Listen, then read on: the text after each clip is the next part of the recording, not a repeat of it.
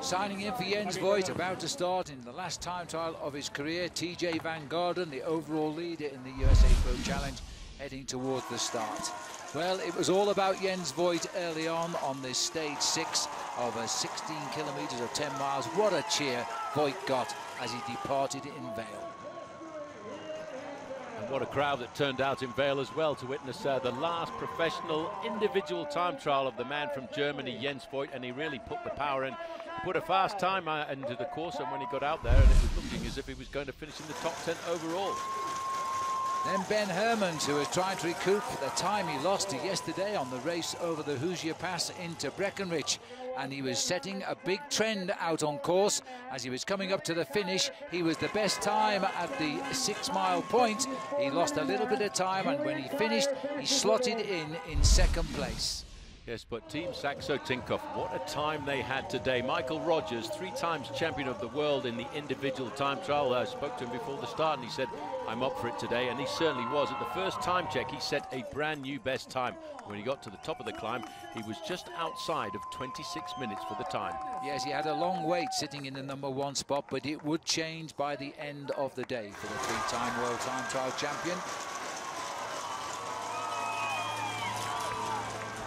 Well, Rafael Majka was the man that there was a bit of a question mark as to whether or not he was going to challenge the supremacy of TJ Van Garderen. He was great in the Tour de France this year, but when he got to the top of the climb, I think he paid for what had been a very long season for him, starting with a big campaign in the Tour of Italy, followed by the Tour de France and the Tour of Poland. He slipped to finish 4th on the day.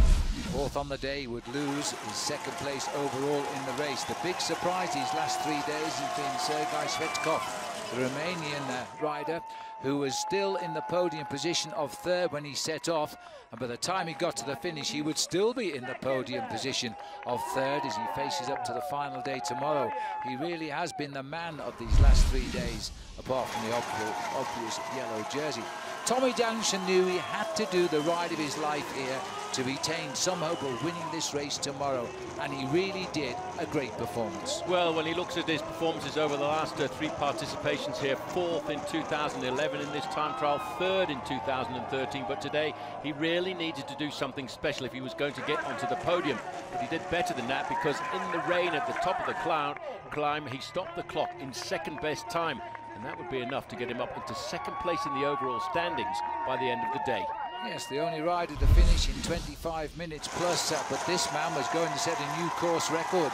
The race leader, déjà vu for TJ Van Garderen, because a year ago he started this time trial, although it was early in the race, also in the leader's yellow jersey. He was in the worst weather of the day. The rain continued as he left the start. He settled in. His time was simply amazing. It was going to be the fastest time ever seen on this course. 24 minutes, 26 seconds.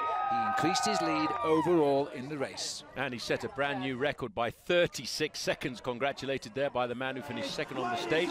But for TJ Van Garderen, he goes into the final day with a massive big lead now in the overall standings, ahead of his compatriot, Tommy Danielson. Showing off his daughter, Rylan, now a year old here. Let's have a look at the overall leader standings. TJ Van Garderen goes into the last day a minute 31 ahead of Tommy Danielson, 1:08 on Svetkov, 1:28 on Rafael Majka.